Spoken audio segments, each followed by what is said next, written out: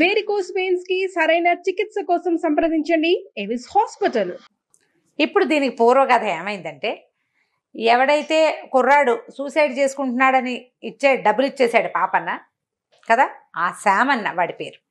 ఆ శ్యామన్న ఏంటంటే వాడికి ఒక కథ ఉంది.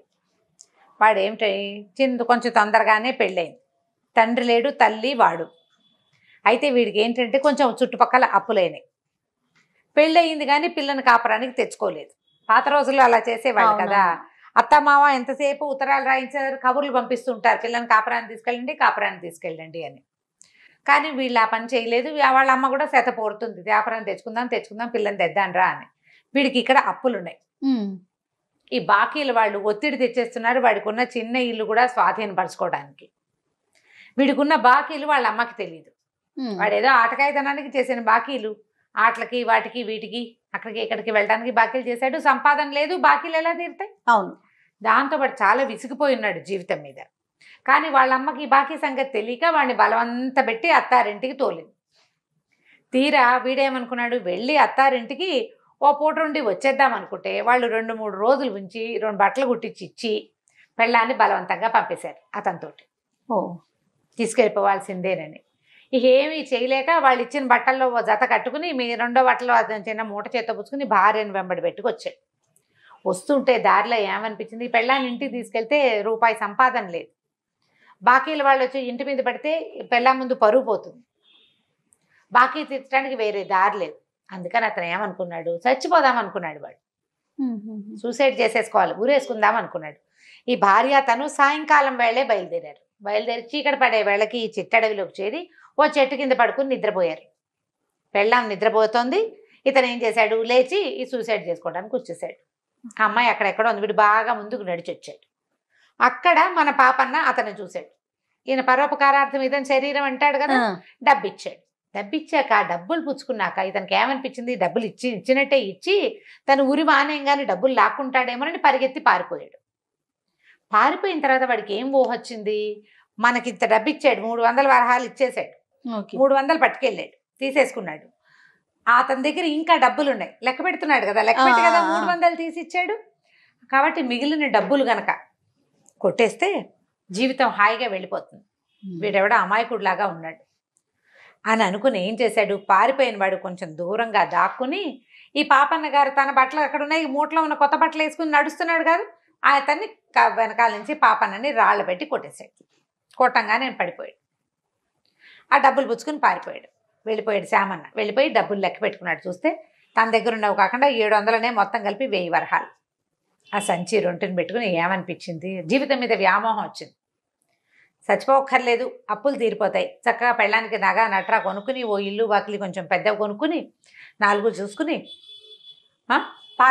భార్యని తీసుకెళ్ళచ్చు కాపురానికి అనుకున్నాడు. కాకపోతే పెళ్ళాన్ని ఇక్కడ వదిలిపెట్టాడు. అడవిలో పడుకుంది కదా అమ్మాయి, ఏముంది అటు ఇటు చూసి ఇంటికి నడిచి వెళ్ళిపోతుంది.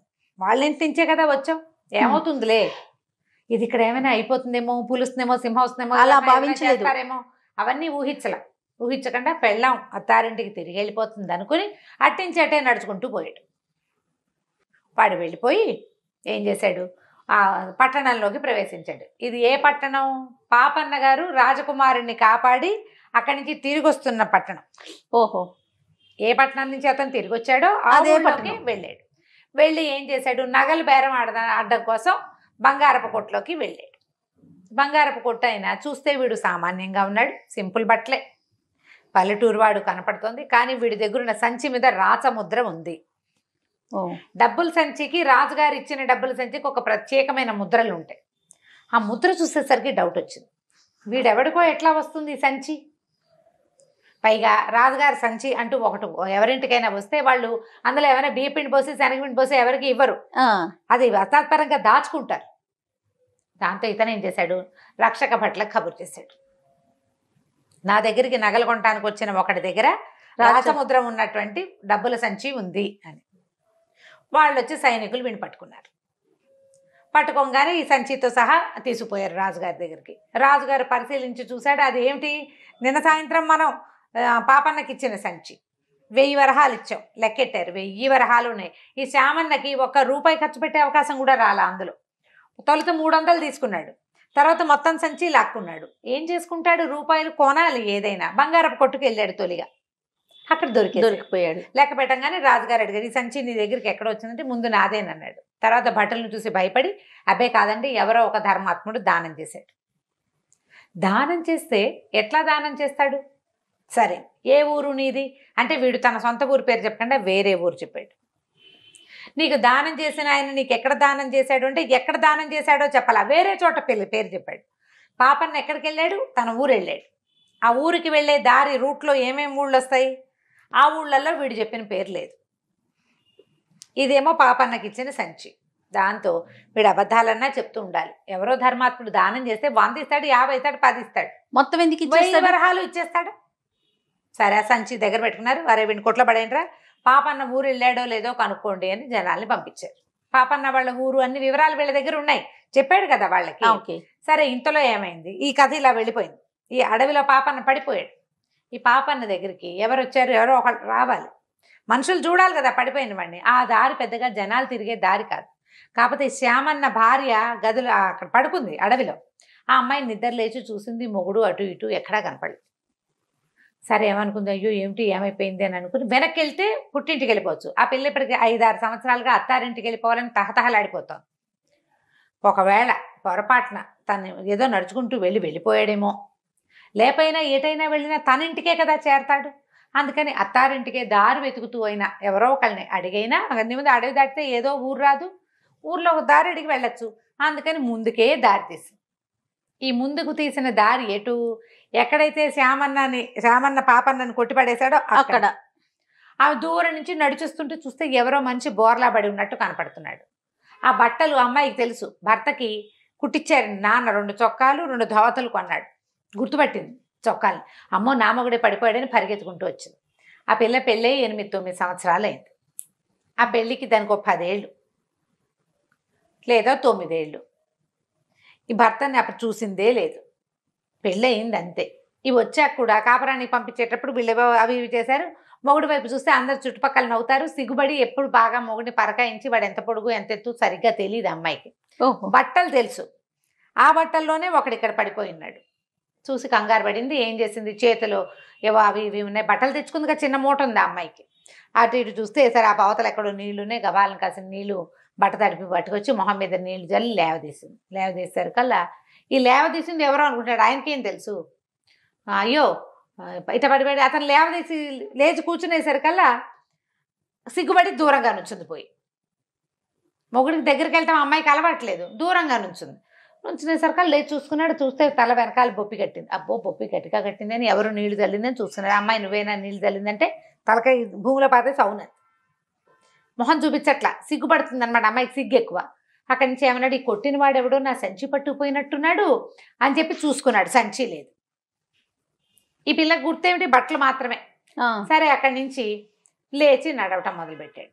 ఈ అమ్మాయి మొగుడే కదా, ఆయన వెనకాలే నడవటం మొదలుపెట్టింది. 1 నిమిషం అయ్యాక చూసుకున్నాడు. ఎవరమ్మా, ఏమిటి, నీకేమైనా అవసరమా, ఎక్కడ ఒకదాన్ని ఎందుకున్నావు ఏమిటి అని అడిగాడు. ఈ అమ్మాయికి తెలిపోయింది. ఏమిటి ఇలా అడుగుతున్నాడు, మొగుడు ఇలా అడుగుతున్నాడు ఏమిటి అనుకుని, ఈ తగిలిన దెబ్బకి వీడికి మతిపోయి ఉంటుంది.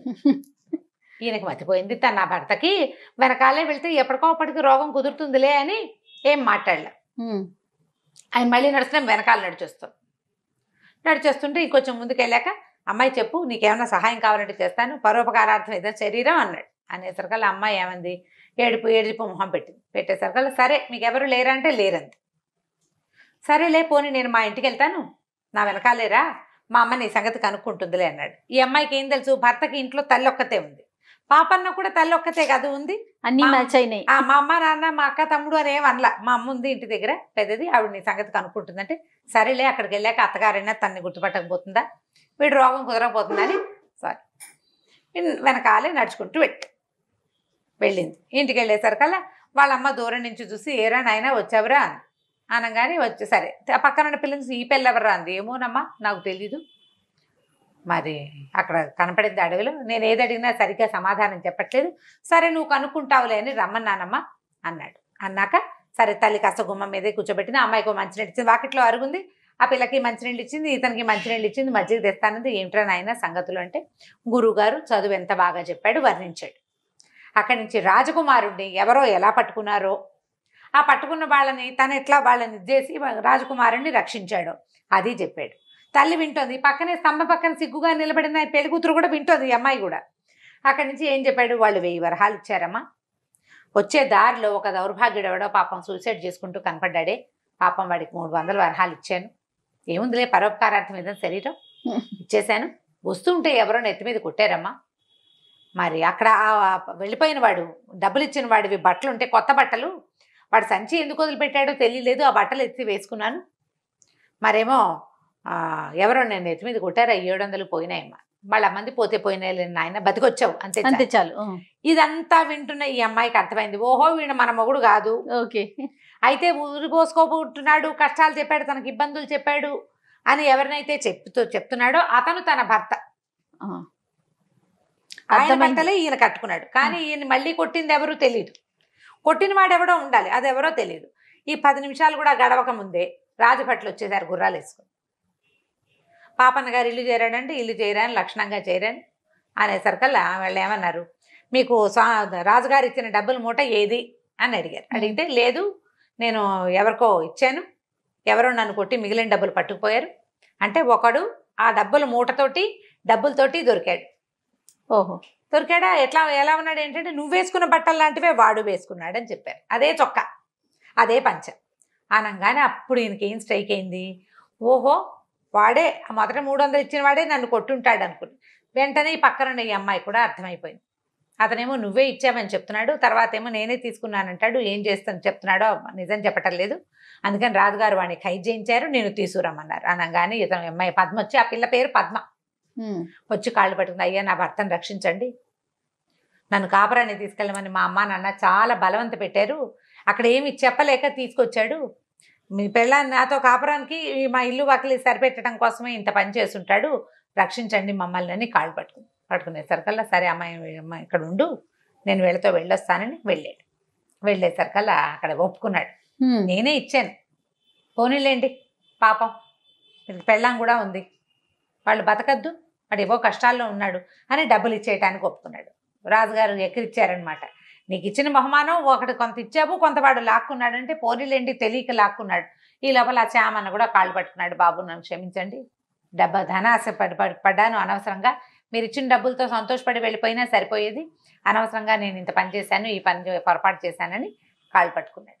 పట్టుకునేసరికల్లా సరే రాజుగారు నీ ఇష్టం అన్నారు, డబ్బులు ఇతనివి కదా మరి అంతేగా. ఇతను ఏం చెప్పాడంటే, బాబు నీ పెళ్ళాం నీ భార్య అమాయకురాలు, అమ్మాయి మొహం చూసి జాగ్రత్తగా ఉండు, డబ్బులు జాగ్రత్తగా ఏదైనా వ్యాపారం పెట్టుకో, కాస్త పొలం కొనుక్కుని బుద్ధిగా వ్యవసాయం చేసుకో, పిల్ల బుద్ధిమంతురాలు అని చెప్పి ఆ అమ్మాయిని వాడిని తన వెంట పెట్టుకుని తీసుకొచ్చి ఆ పిల్లని అతని చేతికి అప్పచెప్పి వాళ్ళ ఇంటికి పంపించేశాడు. ఆ 1000 నాణేలు వాళ్ళకే ఇచ్చేశాడు.